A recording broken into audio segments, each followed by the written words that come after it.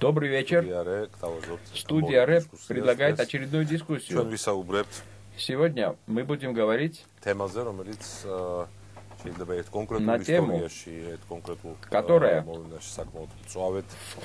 с одной точки зрения может рассматриваться очень остро. Это интересы инвесторов, с другой стороны статус культурного наследия, памятников культуры, архитектуры.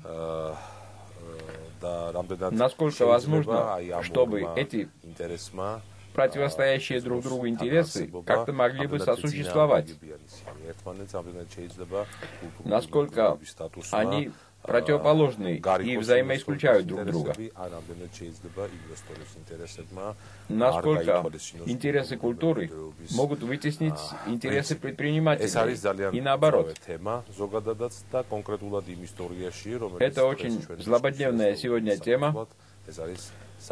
Она касается одной истории, которой мы посвящаем нашу сегодняшнюю дискуссию. Речь идет об археологическом пространстве Сагдриси. Она имела статус культурного наследия, и впоследствии этот статус с нее был снят.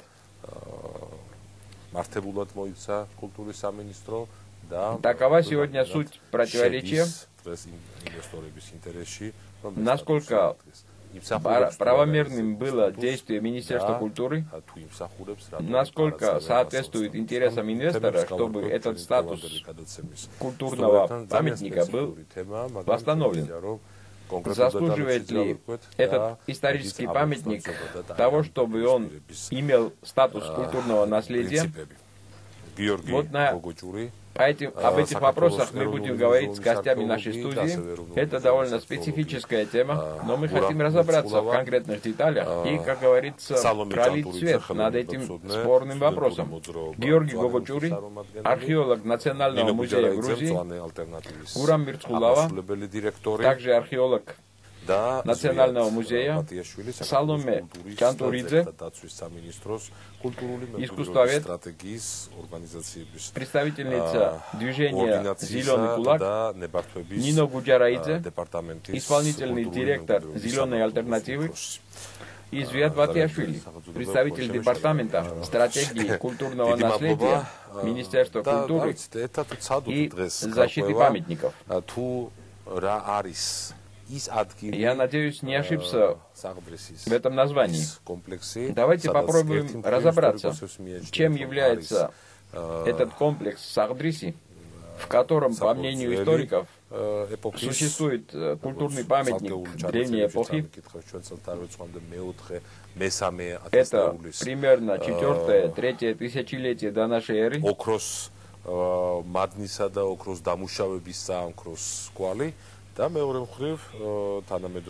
Как известно, там имеются следы добычи золота, и вместе с тем современный бизнес, который намерен развиваться в этом месте, и инвестор компании ARMG, вложивший в это дело инвестиции, у этого инвестора возникли определенные проблемы. Господин Георгий, давайте начнем с объяснения, чем сегодня является Сагдриси. Я приветствую вас, приветствую наших зрителей. Господин Звиат, я член той экспедиции с 2007 года. Эта экспедиция работает в Болнинском районе,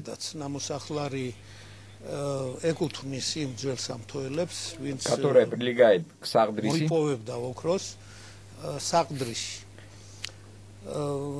И наша экспедиция работает над этим древним поселением в том месте, где добывалось золото.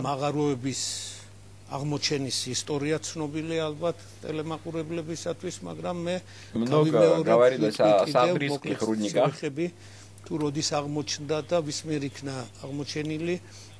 Об истории открытия сагдрийских рудников. რომელიც დაიწყო 2004 წლიდან და 2013 წლამდე. Кем, когда были обнаружены эти рудники? კიდევ გასული საუკუნის 80-იან წლებში Также буду говорить о тех исследованиях, которые начались с 2004 года и продолжались до 2013 года. Еще в 80-х годах прошлого века в этом регионе работали горные геологи, горные инженеры. Теймураз Муджири, к сожалению, его нет сегодня в живых. Леван Джафаридзе, член-корреспондент Академии наук Грузии, и Гиви Нанишвили, металлург. Он в настоящее время ведет педагогическую деятельность. В результате исследований этих людей стало очевидным, что мы здесь имели дело с древними горными разработками. По мнению этих специалистов, рудники относились к середине 3-го тысячелетия до нашей эры. То есть, то, что мы знаем относительно источников рудников Грузии, они не превосходят середину 2-го тысячелетия до нашей эры. По мнению исследователей, в соответствии с их отчетами, стало очевидным, что наиболее древним рудником является Сахдрийский рудник.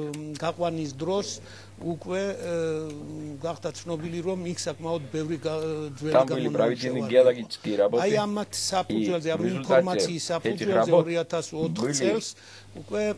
обнаружены древние пласты этих рудников. В 2004 году Центр археологических исследований. А чем был этот рудник? Рудником чего? Олова. Но было высказано предположение, что это мог быть и рудником золота. Рудником добычи золота. И, быть может, в середине 3-го тысячелетия там добывали золото. С 2004 года начались пробные работы. С 2005 года были приглашены зарубежные специалисты, в основном из Германии, из Бохумского музея и из Горного института Бохума. В 2005 году оппоненты говорят, что как будто там не проводились работы.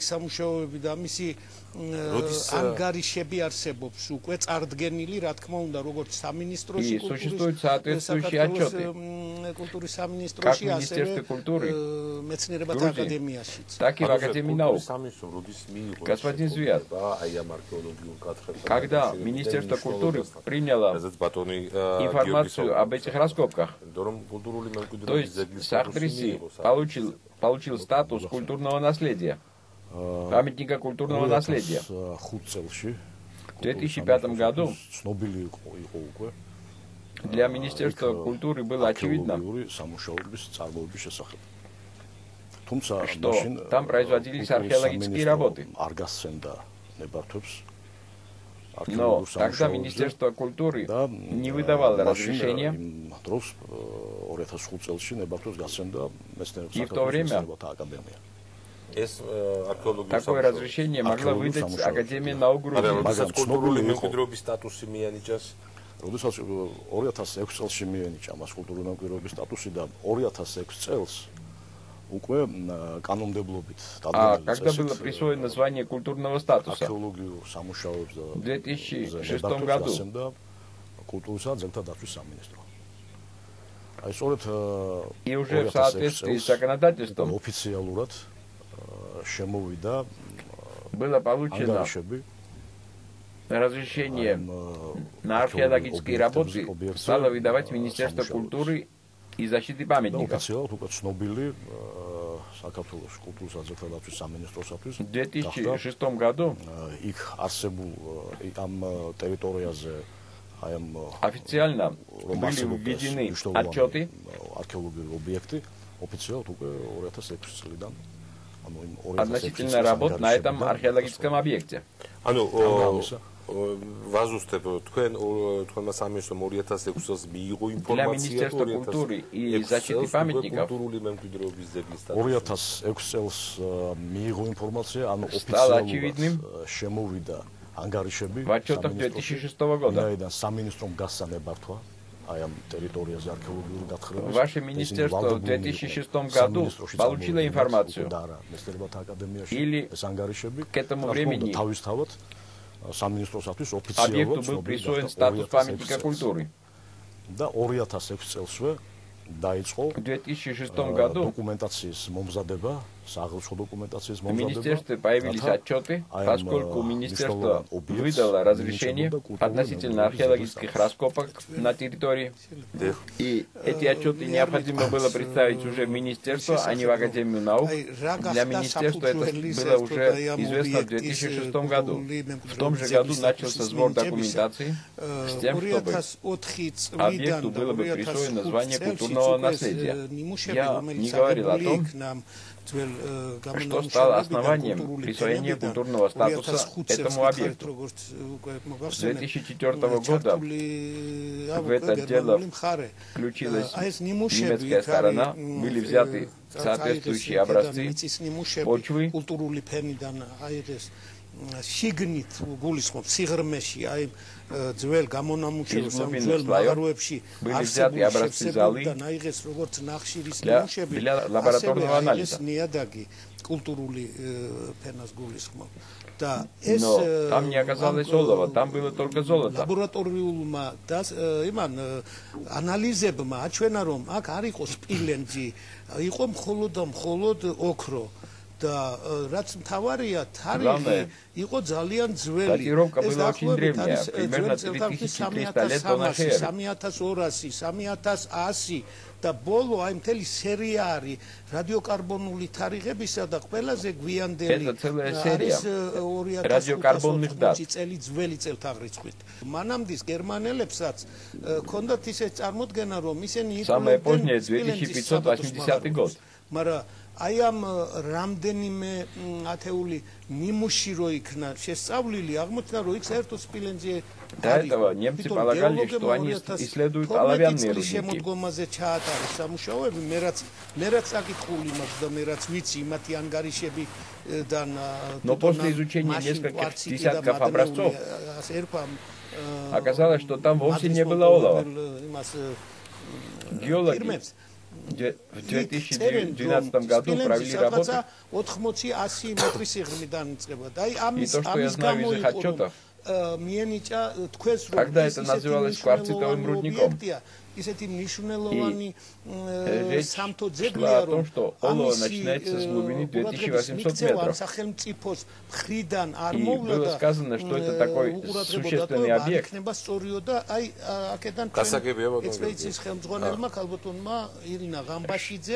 Что его нельзя оставлять без внимания. И госпожа Ирина Гамбашидзе, руководительница экспедиции, представила документацию, с которой мы ознакомились. Госпожа Нино, когда вы получили эту информацию относительно рудника, и почему вы решили включиться в этот процесс? Мы довольно поздно получили информацию, после того, как памятник был лишен статуса. А когда у него был статус, вы тогда мало были включены в этот процесс. Да, мы знали, что существует такой памятник, и на веб-странице Маднеули говорилось, было такое рекламное объявление «Золото в Грузии». И гордилась компания, что вот такой древний памятник находился на их территории. Этот факт существования памятника был известен, но о проблеме мы узнали после того, как Ирина Гамбашидзе связалась с нами и попросила у нас консультацию относительно того, какие могли возникнуть проблемы в связи с защитой окружающей среды. Почему мы включились в это дело? Потому что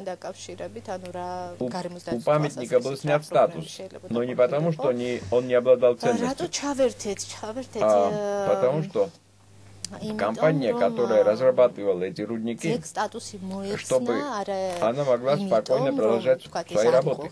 И вот письмо председателя фирмы, с которого началась эта компания, в этом письме не было речи о том, что памятник не представляет историческую ценность. Речь шла о том, что просто компании этот объект создавал проблемы. Надо сказать, что к этому времени памятник уже имел статус культурного достояния. В соответствии с грузинским законодательством недопустимо снятие статуса с такого памятника. То есть изначально эта инициатива нарушала закон. Но вот снятие статуса культурного памятника стало поводом того, чтобы мы включились в этот процесс. Мы старались достичь того, чтобы не возник прецедент того, что в силу пользования необходимости использования недр памятник лишился бы статуса культурного наследия.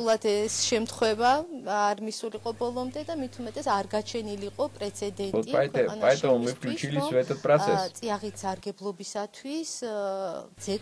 Мы через несколько минут продолжим нашу дискуссию.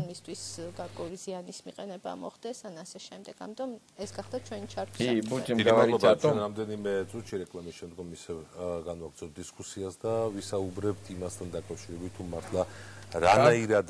памятник получил статус культурного наследия, а потом, через несколько лет, он был лишен этого статуса.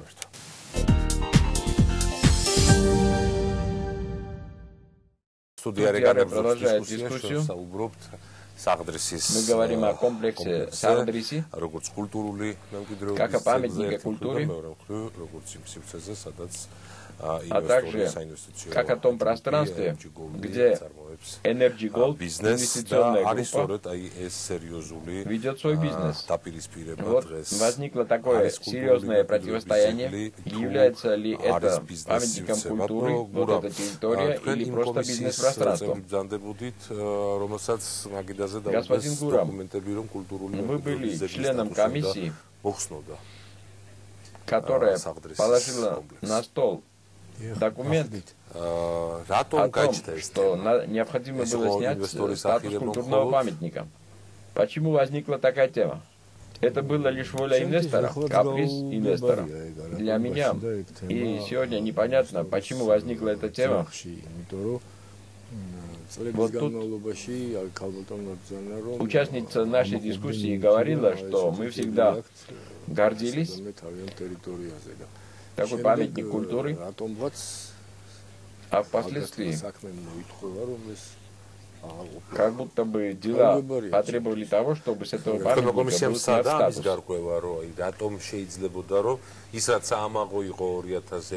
А ваша комиссия попыталась выяснить, почему то, что чем мы гордились в 2006 году, вдруг в 2013 году оказалось препятствием для развития работ какой-то компании. Вот сколько времени уже длится спор на эту тему. Я думаю, что он идет не в правильном направлении. Одна сторона доказывает, что это не является памятником.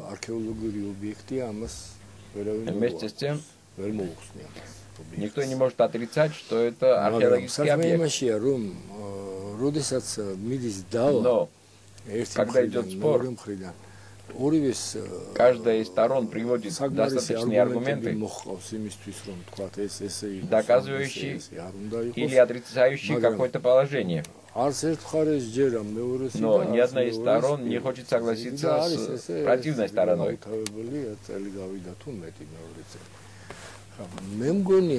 Поэтому уже целый год длится этот спор. Думаю, что решить этот вопрос не очень сложно. Необходимо создание компетентной группы людей, которая будет состоять из зарубежных экспертов или экспертов из Грузии. И должна быть проведена серьезная работа, примерно в течение месяца. Для того, чтобы все было бы разъяснено. Я не думаю, что это невозможно.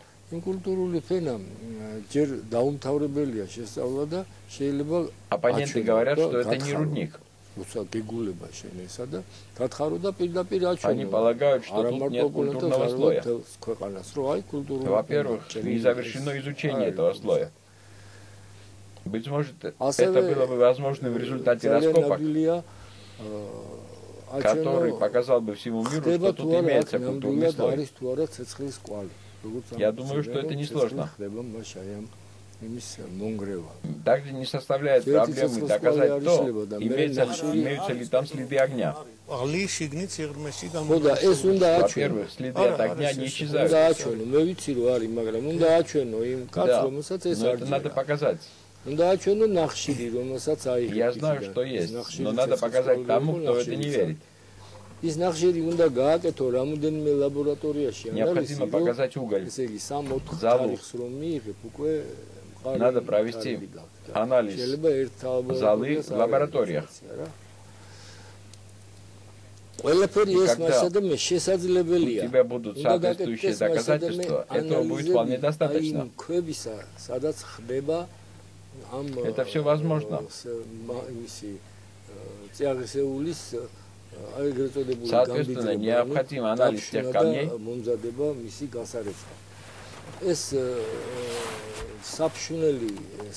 и тех мест, где происходит обогащение залежей. Вот эти дробильные камни,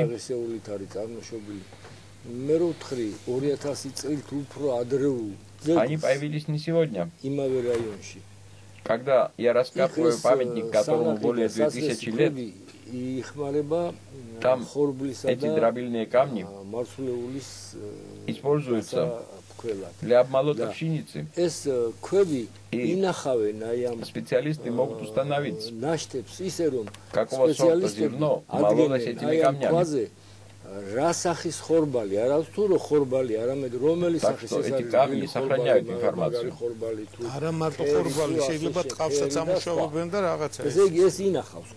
Если здесь происходило обогащение руды, олово и золото – мягкие металлы. И в порах этих камней должны существовать остатки этих металлов. Почему у Министерства культуры был такой однозначный подход относительно снятия статуса культурного памятника? Я бы не сказал, что это был простой подход. Как только встал этот вопрос со стороны компании RNG Gold,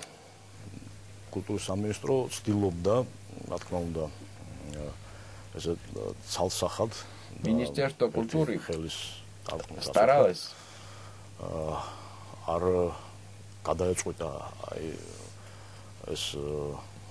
правда, не так однозначно.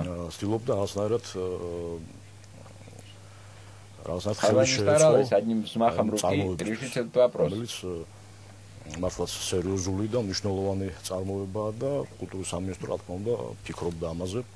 Министерство просто как-то старалось способствовать, помочь этому производству. Которое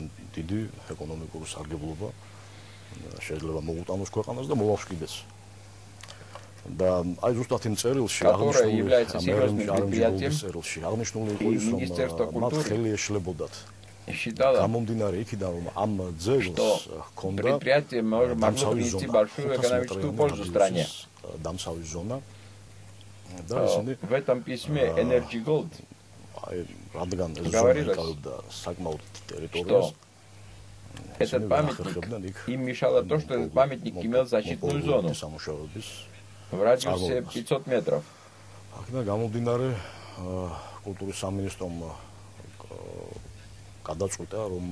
И поскольку эта зона занимала большую территорию, компании не удавалось проводить свои работы. Исходя из этого,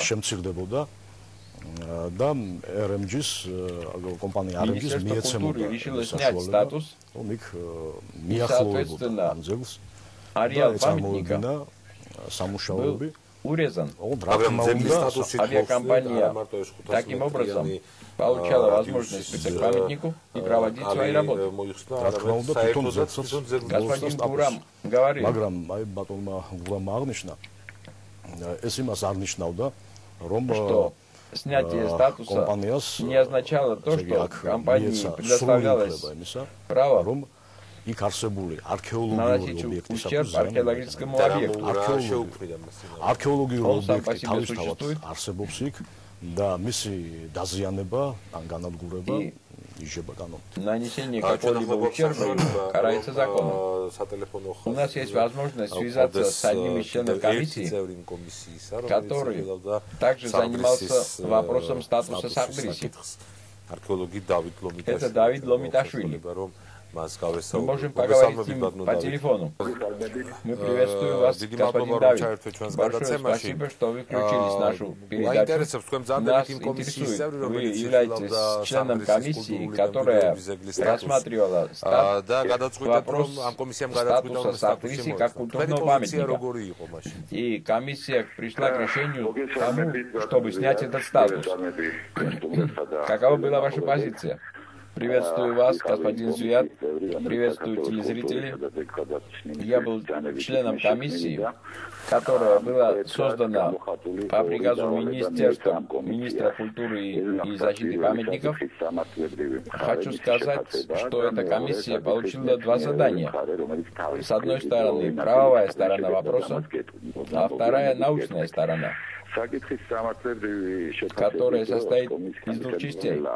Об этом я скажу чуть позже. При рассмотрении правовой стороны вопроса комиссия руководствовалась документацией о том, насколько правомерным было присвоение статуса, а также категории. Как вы знаете, этот объект имел национальную категорию. Когда мы выпросили документацию, оказалось, что ни в архиве Министерства культуры, ни в Агентстве национальной защиты документации не было. Мы спросили, может, существуют дубликаты в архиве заинтересованной стороны.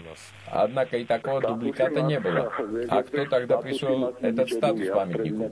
Статус был присвоен приказом президента, и национальная категория у памятника имелась. Но документальный материал, который стал бы основой определения статуса, вот такого документа не было. Для меня было более удивительно то, что после снятия статуса на второй же день заинтересованная сторона могла бы представить соответствующие документы и восстановить статус. Ну, хотя бы временно. Но этого не произошло. И я не знаю, почему не был восстановлен статус. Но об этом, наверное, будет говорить сама заинтересованная сторона. Второй вопрос. Ну, я выразил свою позицию в приписке, в котором говорилось, чтобы произошло приведение всех решений в соответствии с законодательством. Второе, это была научная сторона.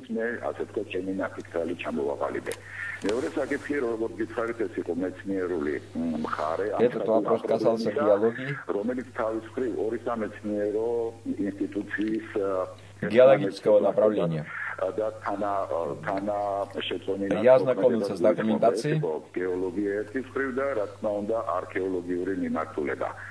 и я видел, как геология однозначно отрицала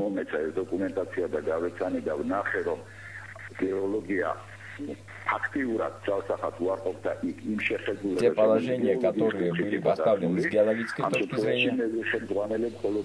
А что отрицала геология?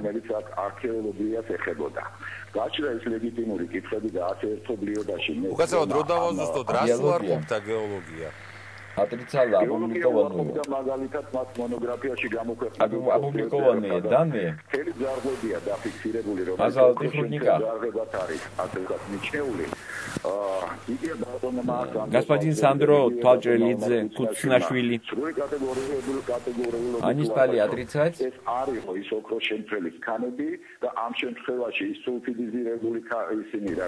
то, что это не были объекты, где добывалось золото. Это были сульфидизированные каналы, которые возникли в течение веков, и они были заполнены оловянными рудниками. Об этом более подробно будут говорить геологи. Но для меня более интересным было направление археологии, в соответствии с данными которой где-то в 4 тысячелетии и в первой половине 3-го тысячелетия мы говорили о том, чтобы они представили бы веские аргументы, чтобы было ясно, что это наука, а не популизм. Наука нуждается в очень твердых аргументах. Тут необходима была анализная химия. Особенно это касается тигелей, где происходит плавка металла. А лабораторные к сожалению, лабораторные работы производились на горном массиве. Речь идет о том, что анализ должен был быть произведен над рабочим инвентарем.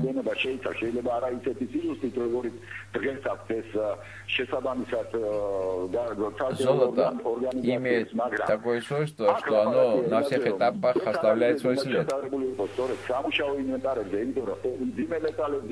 Будь то молот или любое другое орудие, которым долбят камни.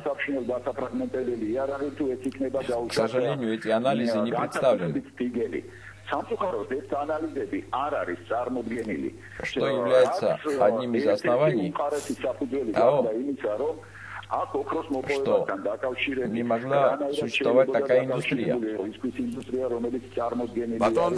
Гости наши Саломе Джамбуридзе, есть вопрос. И прошу вас выслушать ее. Я искусствовед и была включена в это дело. У меня имеется информация. Я хочу спросить вас, какого периода это археология и насколько компетентными были ее выводы в этой комиссии. И второй вопрос относительно формы реплики. Когда я получила эту информацию, еще в 1987 году господин Темур Муджири на основе наблюдений различных молотов говорил, что тут могло быть золото, поскольку малая величина этих молотов говорит о том, что они могли быть созданы для добычи золота. Поскольку для добычи олова каменные молоты бывают сравнительно больших размеров, поскольку сложнее обрабатывать их жилы. Моя диссертация касалась темы колхида 1-2 тысячелетия до нашей эры, до 6 века нашей эры. Это довольно большая хронологическая амплитуда. Я занимаюсь исследованиями с 1985 года. Занимаюсь вопросами истории добычи золота и чеканкой. Там действительно есть тигели, которые мы можем показать любому заинтересованному лицу, хотя мы не можем однозначно доказывать, что в этих тигелях происходила плавка золота. Хотя чеканку я изучаю с 1985 года. В качестве реплики могу сказать, что комиссия была создана не только для изучения памятника, но и изучения документации. Создание комиссии было неправильным, поспешным, неадекватным. არაადეკვატური, რადგანაც ეს იყო დოკუმენტაციის შესწავლის და მისი გადატანის მოთხოვნით. კომისიის წევრებიც ჩემი აზრით და მათ შორის პროფესიონალის აზრით იყო შერჩეული არასწორად, რადგანაც მათი ძირითადი კომპეტენცია სხვა პერიოდში იყო და ამიტომაც გასათვალისწინებელია უმთავრესად ის, რომ გავაკეთოთ მათი დასკვნები და საინტერესო იქნება მათ არ დავეყვნოთ, რადგანაც ეს ადამიანები, რამდენიმე ადამიანი უშუალოდ არის კონტრაქტორი ინვესტორის, რომელიც ესე ვთქვათ ამ ტერიტორიაზე გამოთქვამს სურვილს და ძალიან სამწუხაროა ეს ტერიტორია დასკვნა იყო საფუძველი ძეგლისთვის статуса. Жаль, что выводы этой комиссии стали основой снятия у этого памятника статуса. Большое спасибо за вопрос. Я согласен, быть может, моя компетенция слабая. Я думаю, члены комиссии представили несколько версий.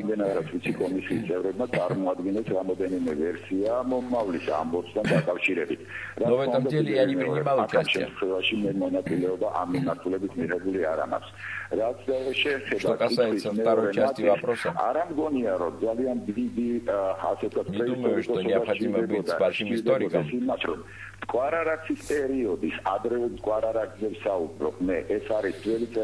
Для того, чтобы в ранний период Кура-Аракса, это 4-е тысячелетие до нашей эры и 3-е тысячелетие, относительно этого периода могу сказать, что не найдено ни одного образца золотого изделия. Не надо быть преисториком для того, чтобы поставить вопрос о том, как 5500 лет назад обнаружил человек частицу золота, которую возможно обнаружить только посредством электронного микроскопа. Не думаю, что бы тут происходило пересечение хронологии. Я ставлю вопросы, которые, конечно, требуют легитимных ответов. Как на глубине 28 метров удавалось разжигать огонь.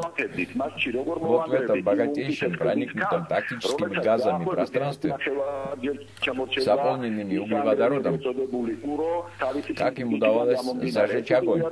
А если бы мы не зажгли огонь, как бы мы справились с этими горными породами? Это то же самое, что ломать мраморную плиту. Не думаю, чтобы этот вопрос отражал реальность, но это не означает, что это не памятник, который необходимо защищать. С 1985 года я занимаюсь изучением этих вопросов. Мною написаны научные статьи на эту тему. Конечно, вы компетентны решать этот вопрос, но я подчинился приказу, который был издан министром, прошел оба этих вопроса и думаю, что принял правильное решение. Хотя хочу подчеркнуть, что и при достаточно веской научной аргументации я все же был бы сторонником защиты этого памятника, но не было веского аргумента, и я остался при своем мнении. И, очевидно, останусь на этой точке зрения. Большое спасибо, господин Давид Домиташвили. Было бы лучше, если бы он был бы у нас в студии, и каждый из нас имел бы возможность высказать контрсоображение. А сейчас у нас реклама. После рекламы мы продолжим дискуссию.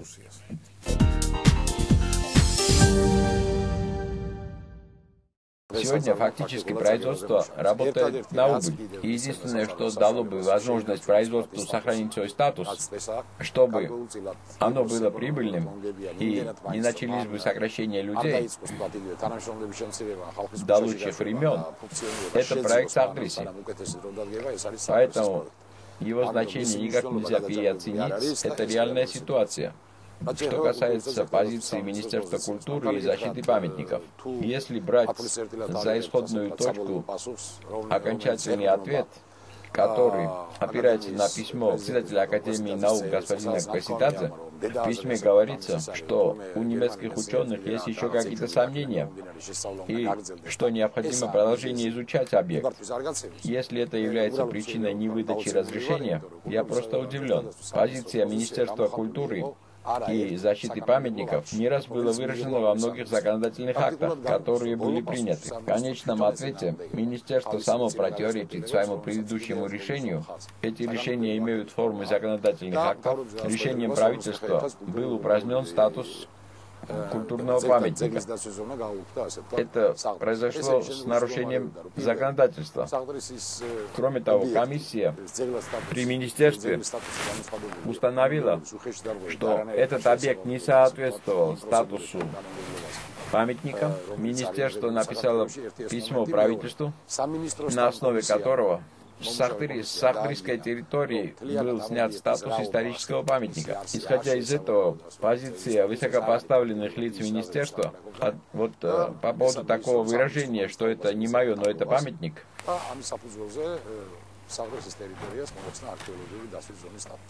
несмотря на то, что был снят статус, он все же остается памятником. Немножко вызывает удивление. С учетом того, что есть и организованные нападения и интриги относительно нашего вопроса, то, очевидно, кого-то устраивает, чтобы наше предприятие остановилось. Исходя из этого, используются все ресурсы,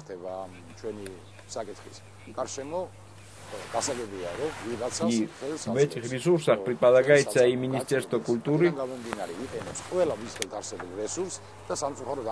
Мы не наносили никакого урона этому объекту. Там проходят плановые работы, право на которые мы получили еще 8 августа на основе приказа Министерства культуры. Там прямо говорится, что поскольку все же возникают вопросы со стороны общества, мы имеем право проведения работ. Я еще раз повторяю, никакие взрывные работы там не проводились. Никаких крупномасштабных работ. Это были вполне легальные работы на основе приказа 8 августа.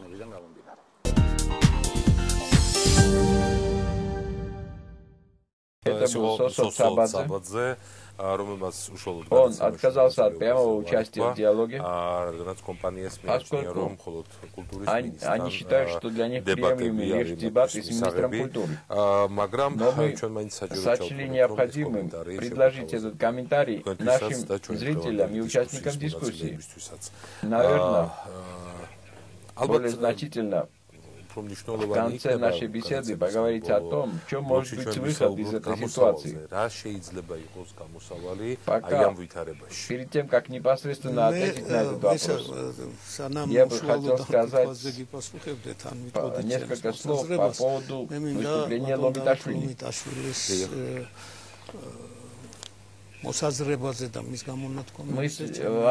Взгляды господина Давида для меня неприемлемы.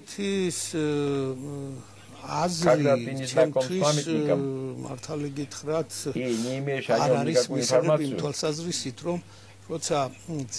кроме документальных отчетов,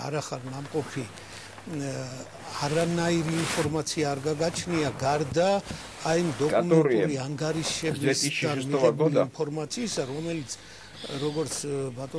переправлялись в Национальное агентство защиты культуры Грузии, а также в Министерство культуры. Это не является чисто научным исследованием памятника. Это просто документальный отчет, касающийся того, какие были проведены работы в период той или иной кампании. Но мы должны исходить из одного принципа, и меня интересует ваша позиция. Что должно произойти? Я понимаю, что археологическая группа говорит о том, что это существенные разработки, но другие говорят другое. Представители бизнеса иного мнения. Что может быть выходом на этом этапе? Наверное, выходом может стать объективная оценка ситуации. Как вначале заявил господин Сосо, я не хочу педалировать этот вопрос, чтобы это не восприняли как шантаж. К сожалению, для компании характерная черта. Например, подготавливаются документы для представления в те или иные ведомства. Например, Министерство охраны окружающей среды. Но там же указывается, что если вы вернете документы обратно, то в этом случае предприятие прекратит свою работу. И столько-то людей останутся без работы. То есть происходит шантаж. Шантаж стал привычной формой в отношении с государственными учреждениями. С учетом того, что у компании с 2012 года имеется новый владелец, который именно при тех условиях купил это предприятие, когда там был памятник, в 2014 году проходит срок лицензии, и в новой лицензии эта территория не входит. Соответственно, говорить о том, что если мы прекратим работу, придется закрыть предприятие, зачем же тогда они покупали это предприятие? Мне представляются недостаточно убедительными такие убеждения. Необходимо конкретно изучить этот вопрос.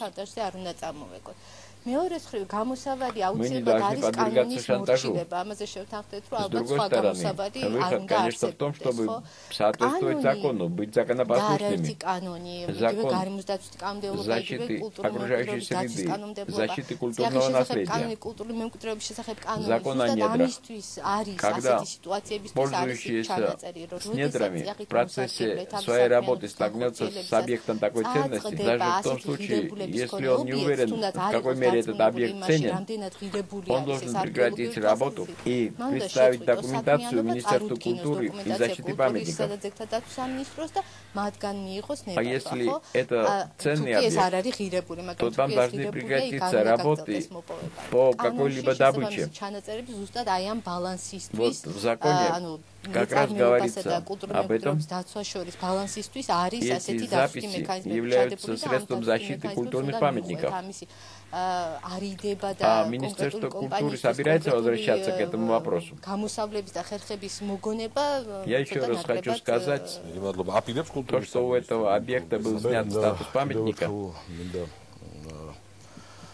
это не означает, что компания может свободно производить там свои работы.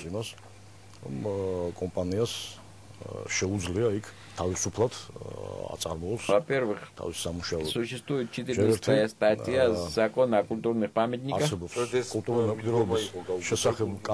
говорится, что любая компания, любой делопроизводитель, производитель работ, если он собирается обрабатывать карьер, или заниматься строительством объекта особого назначения,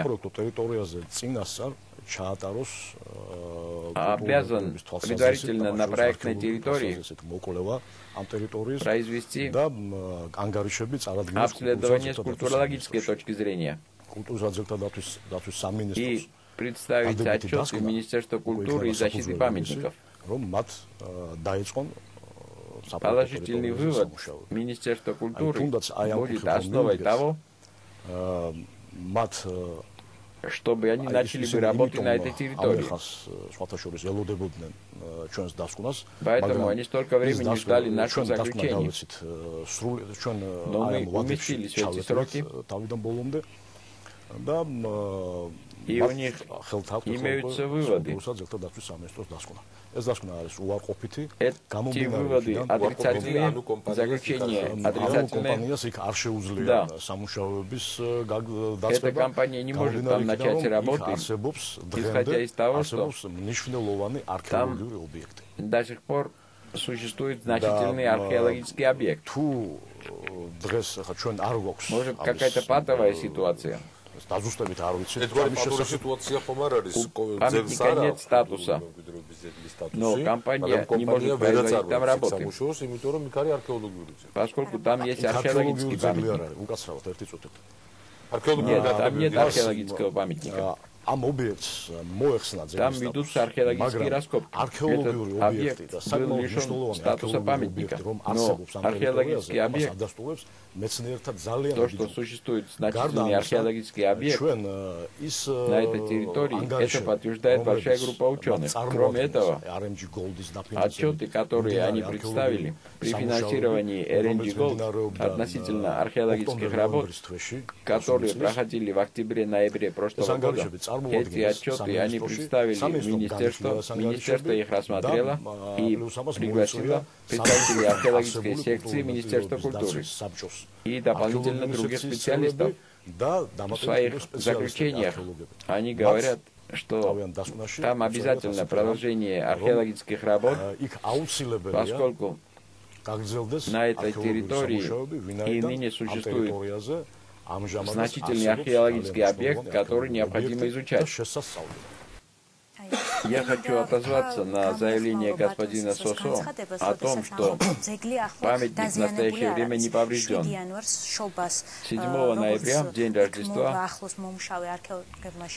как заметили работающие там археологи, на памятнике работали тракторы. Мы переслали фотографии Министерству культуры. У нас есть фотографии, подтверждающие, что древнейший золотой рудник Сардриси поврежден. И вместе с тем на поверхности почвы, изучение которого продолжалось в течение лет, построено 7 площадок. Это ареал, на котором с каменного века до средних веков находятся значительные культурные слои. Как известно, у них было право постройки 4 площадок. Они построили 7.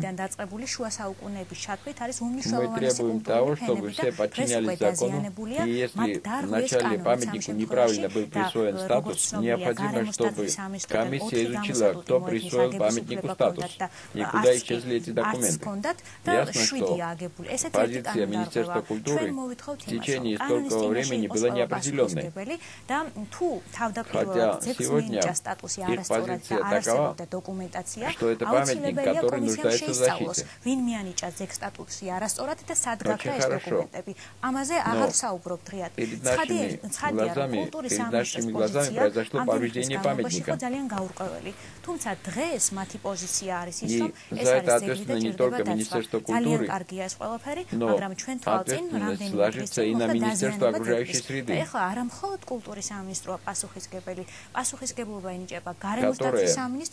отвечает за загрязнение окружающей среды.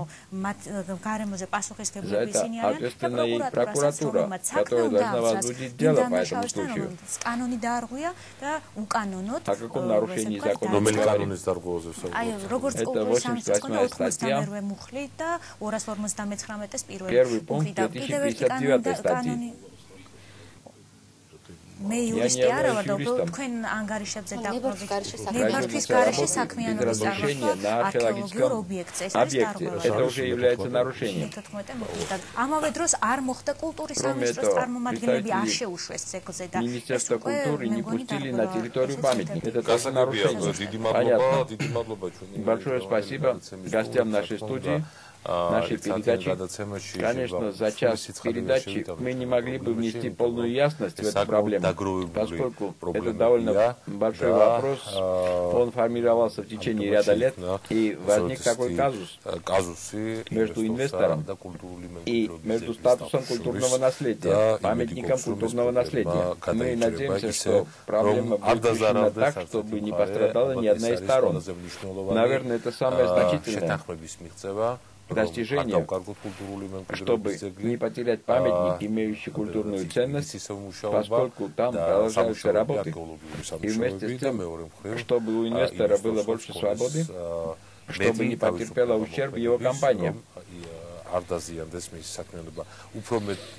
Большую информацию мы, наверное, не можем представить зрителям.